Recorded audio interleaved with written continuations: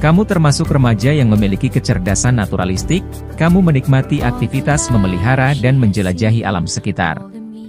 Binatang peliharaan menyukaimu karena kamu adalah orang yang penyayang binatang, setiap kamu menanam tanaman, tanaman tersebut selalu tumbuh dengan subur. Dan kamu juga menikmati perubahan alam dan lingkungan sekitar, nilai mata pelajaran biologimu semuanya baik, kamu luar biasa. Ya benar. Kecerdasan naturalistik adalah kemampuan seseorang dalam memiliki pengetahuan, kecintaan dan ketertarikan terhadap alam sekitar, baik terhadap hewan maupun tumbuhan. Dengan potensi naturalistik yang kamu miliki, ada banyak potensi profesi karir di masa depan yang dapat menjadi peluang pekerjaanmu nanti. Saya sudah menyiapkan informasi 10 karir yang cocok untukmu yang memiliki kecerdasan naturalistik, yang saya kumpulkan dari berbagai sumber.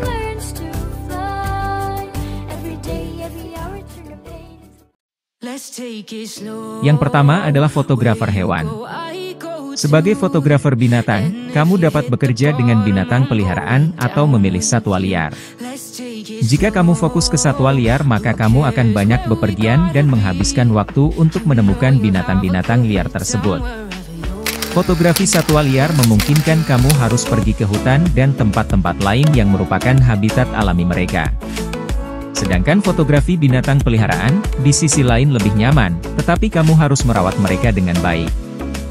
Pekerjaanmu tersebut tidak mesti dilakukan penuh waktu, namun dapat dikerjakan pada waktu luang, atau juga pada waktu libur. Kamu juga dapat membuat video dokumentasi yang menarik untuk vlog pribadimu yang kamu unggah pada YouTube. Rekomendasi dari saya yang kedua adalah pet groomer. Pet groomer adalah seseorang yang bekerja di tempat perawatan atau salon yang dikhususkan untuk binatang. Bagi pecinta binatang, mereka tidak ragu untuk mengeluarkan biaya perawatan binatang kesayangan mereka. Mereka juga menginginkan binatang peliharaan mereka terlihat menggemaskan dengan menata penampilannya. Hal tersebut menjadi peluang yang cukup baik bagi kamu yang suka dalam merawat binatang. Tidak ada persyaratan pendidikan yang ketat untuk pekerjaan ini, kamu bisa membukanya secara mandiri atau mencoba menjadi salah satu pekerja pada tempat tersebut. Selanjutnya adalah menjadi petugas rehabilitasi hewan. Pekerjaan mulia ini melibatkan rehabilitasi hewan yang sakit, terluka, yatim piatu atau hewan yang dipindahkan ke habitat alaminya. Ini jelas membutuhkan keterampilan khusus serta pengetahuan tentang izin dan lisensi legal. Petugas rehabilitasi hewan biasanya dibutuhkan oleh badan yang dibentuk oleh pemerintah sendiri ataupun dapat juga dipekerjakan oleh yayasan atau organisasi swasta lainnya. Yang keempat adalah menjadi petugas konservasi alam.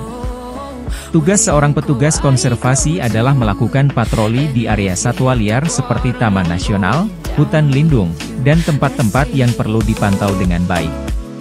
Hal tersebut ditujukan untuk memastikan bahwa orang-orang yang mengunjungi tempat-tempat tersebut mematuhi aturan yang ditetapkan oleh pemerintah untuk kesejahteraan para satwa. Selain itu, petugas konservasi juga akan menerapkan berbagai macam ilmu pengetahuan yang dimilikinya, seperti ilmu kehutanan, ilmu biologi, ilmu mengenai struktur tanah, dan lainnya. Kemudian mengawasi proyek atau hasil proyek yang dilakukan beserta dampaknya terhadap alam sekitar. Serta melihat dan mencari solusi apabila ada masalah terkait habitat dan lingkungan. Yang kelima adalah menjadi seorang peternak hewan.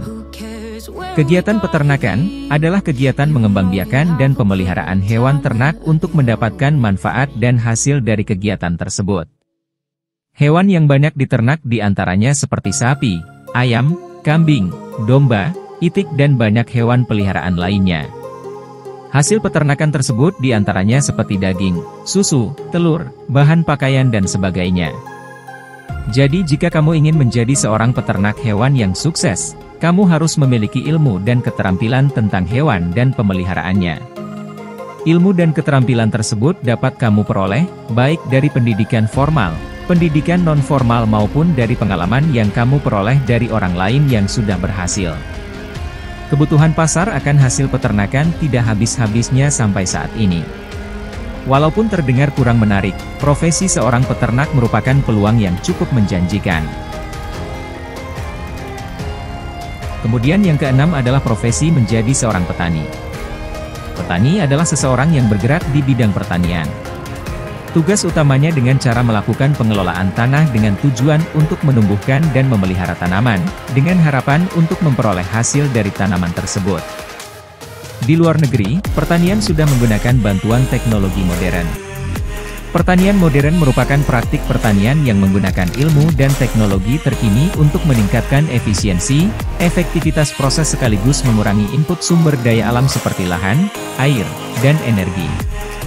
Hal ini tentu patut menjadi pertimbangan untukmu yang ingin bekerja pada bidang pertanian, supaya lebih giat lagi belajar mendapatkan ilmu pertanian yang cukup.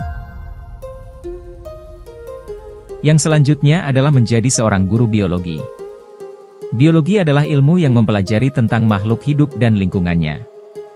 Jadi tugas seorang guru biologi adalah memberikan pendidikan kepada siswa-siswinya terkait ilmu pengetahuan tentang makhluk hidup dan lingkungannya melewati pembelajaran pada pendidikan formal ataupun non-formal. Dengan menjadi seorang pendidik, kamu juga harus memiliki jiwa sosial yang tinggi, karena yang kamu hadapi adalah siswa-siswi yang masih memerlukan didikan dan arahan. Jika kamu ingin menjadi guru biologi, kamu harus mengikuti minimal pendidikan sarjana di perguruan tinggi. Ada banyak perguruan tinggi negeri maupun swasta di Indonesia yang menyediakan pendidikan sarjana pendidikan biologi. Selanjutnya yang kedelapan adalah menjadi seorang greensman.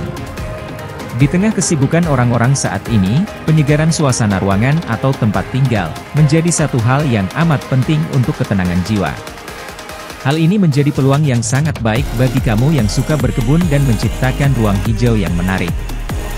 Greensman mempunyai tugas untuk menata aneka tumbuhan, baik itu pohon, rumput, bunga, termasuk unsur pendukungnya seperti tanah, pasir hingga batu. Tentunya profesi ini bukan sekedar berkebun biasa, namun perlu dilengkapi keahlian dan kreasi untuk menyulap suasana sebuah tempat dengan baik. Yang kesembilan adalah membuat video perjalanan mengeksplor alam ataupun tempat wisata yang hubungannya dengan alam sekitar. Video tersebut bertujuan untuk mendokumentasikan perjalanan menarikmu menjelajah alam sekitar. Tentu hal ini perlu kamu persiapkan dengan sebaik mungkin, supaya memperoleh video yang menarik dari penontonmu. Kamu juga perlu banyak belajar untuk proses pembuatan video, naskah yang masuk, sampai pada proses editing akhir. Yang terakhir adalah peneliti hewan atau tumbuhan. Tugas peneliti adalah mengadakan riset genetika, nutrisi, reproduksi, pertumbuhan, serta perkembangan dari hewan atau tumbuhan. Hasil riset dapat dimanfaatkan untuk kepentingan publik, komunitas ilmiah, dan produsen suatu produk dari hewani ataupun nabati. Sebelum kamu menjadi peneliti hewan atau tumbuhan, kamu perlu mengikuti pendidikan tinggi dengan jurusan yang relevan dengan pekerjaan tersebut, seperti jurusan konsultasi gizi hewan, ilmuwan hewan, spesialis sistem manajemen hewan, dan masih banyak jurusan lainnya. Tidak ada yang salah pada cita-citamu, yang salah adalah ketika kamu membiarkan cita-cita tersebut berlalu meninggalkanmu. Selain 10 potensi pekerjaan yang sudah saya jelaskan tadi, masih banyak jenis profesi lain yang tidak sempat kita bahas dalam video kali ini. Tugasmu adalah mencari tahu jenis profesi yang paling cocok dengan potensi dan bakat yang kamu miliki. Seperti yang kamu ketahui, kecerdasan manusia secara umum dibagi menjadi 9 kecerdasan. Pada kesempatan selanjutnya, saya akan membuat video tentang 9 kecerdasan manusia. Terima kasih sudah meluangkan waktu untuk menyaksikan video kali ini, sampai bertemu pada video selanjutnya. All the hurts, all the tears that it